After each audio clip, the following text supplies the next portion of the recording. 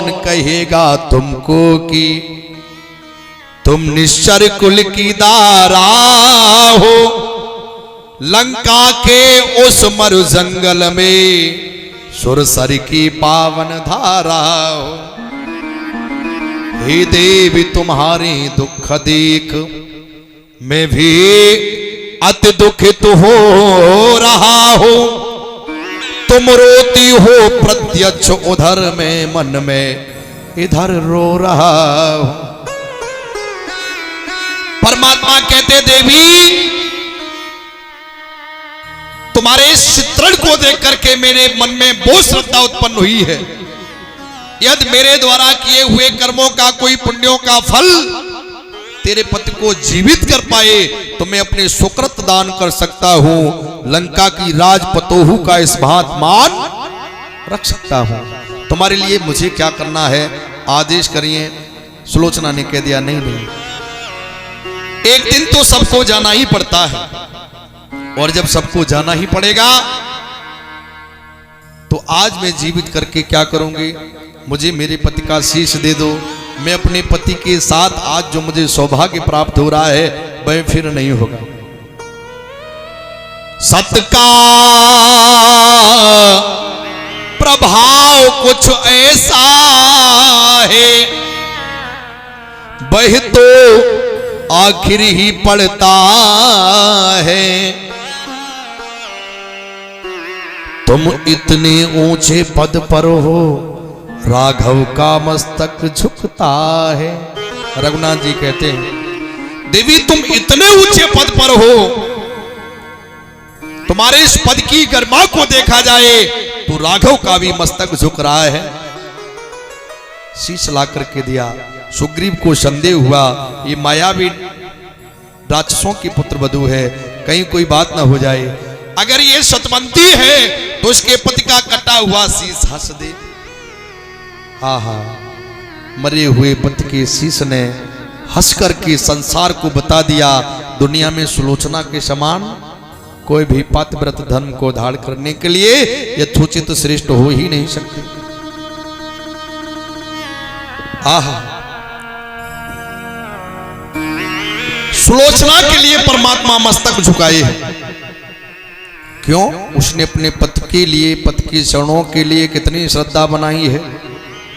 ये जरूरी नहीं है कि अंधा हो, लूला हो, लंगड़ा हो, काला हो, निर्धन हो, लेकिन पति तो परमात्मा का स्वरूप होता है।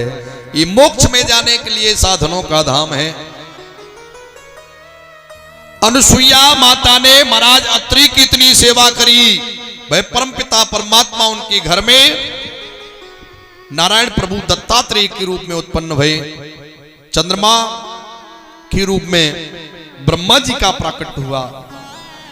भूतेश्वर भगवान शंकर के अंश से दुर्वासा जी महाराज हुए। अब कौन करे मैया की हो,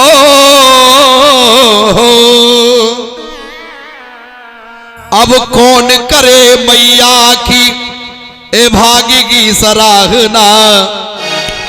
तीनों देव झूल रहे बन करके लालना, तीनों देव झूल रहे बन करके लालना, तीनों देव झूल रहे बन करके लालना।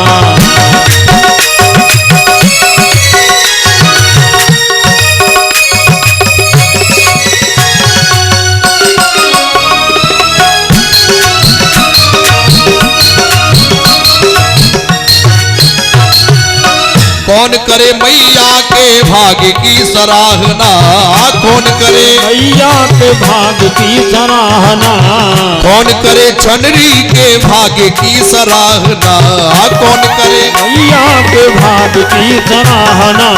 तीनों देव झूल रहे बन करके लालना, तीनों देव झूल रहे बन करके लालना।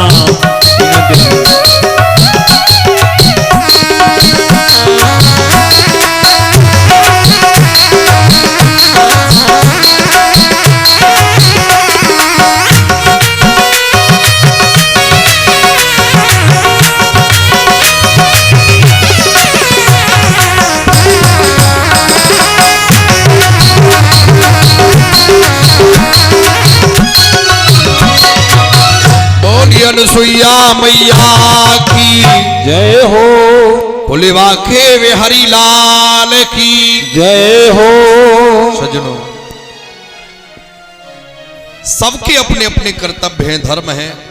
अभी आपने सुना देवहूति मैया की छोरी का चरित्र। अब आप जरा देखें उत्तानपाद जी की बेटी ने क्या किया। एक बेटी की बेटी का प्रसंग और एक बेटे के बेटे का प्रसंग भागवत जी में निरूपण हुआ है। किस बेटे का? एक ऐसा भक्त हुआ है जिसने 5 वर्ष की अवस्था में परमात्मा के चरणों की तपस्या करी। महाराज उत्तानपाद जिनके 2 प्रिया हैं, सुनीति और सुरुचि, बिल्कुल संक्षिप्त में बताते हुए चलते हैं क्योंकि सभी कथा विस्तार से नहीं हो पाती है।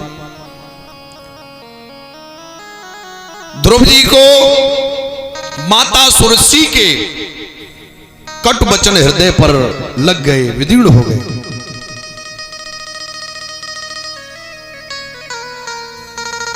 महाराज उन वचनों को सुनकर के बालक ध्रुव ने परमात्मा का ध्यान रखने का मन में उत्साह किया। जंगल में जा रहे हैं, नारद बाबा ने परीक्षा के लिए रोक लिया। बेटा तुम कहां जा रहे हो?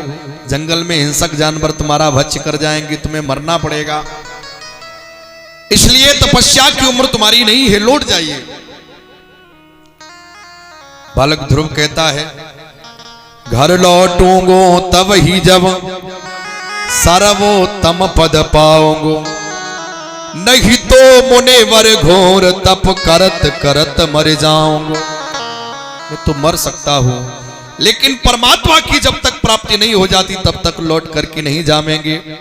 नारद बाबा ने जान लिया इसके मन में पात्रता है, श्रद्धा है, निष्ठा है, और जिसके मन में श्रद्धा होती है उसे भगवान दर्शन दे ही देते हैं। बेटा आप घबराइए नहीं, सब रोगन की एक औषधि हरि पद से बल। सब रोगों की होम्योपैथिक दवा है भगवान की कथा, भवरोग की मीठी दवा है।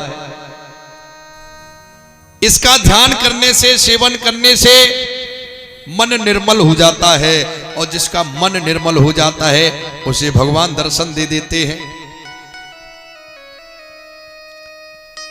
ब्रजभूमि पे जाके कालिंदी मैया यमुना के किनारे मधुवन में जाकर के प्रभु की तपस्या करना, मंत्र दे दिया ओम नमो भगवती वासुदेवाय। इस मंत्र का जाप करना, पूरक, रेचक, कुंभक प्राणायाम से प्रभु को अपनी श्वास वायु को खींच करके परमात्मा का ध्यान करना। ऐसा समझा करके नारद बाबा उत्तानपाद के पास पधारे। यो सोचत उत्तान